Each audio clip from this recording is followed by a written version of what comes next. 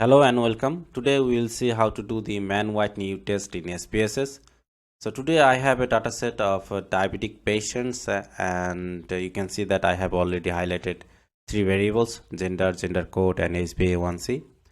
And I want to see that the HbA1c mean for both male and female is statistically different or not.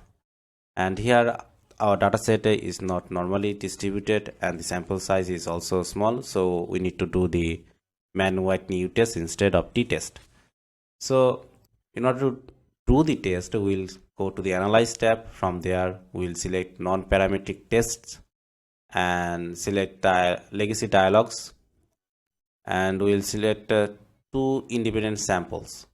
From here we will keep the gender code to the grouping variables, and we'll group the male as 1 and female as 0, just like given in the dataset variable columns.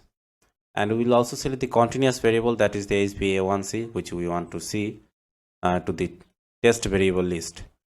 And if we want to see the descriptive statistics of the continuous variable, that is HbA1c, we will select that also.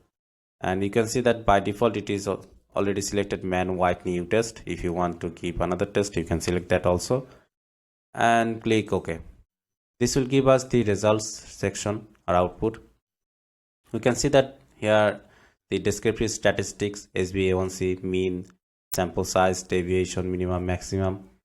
We also see the ranks here, and finally we see the Mann-Whitney test value, that is 141.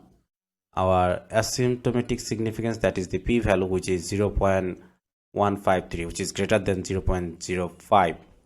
So we can say that we can reject the null hypothesis, that is there is no difference between the male and female in terms of the average of HbA1c.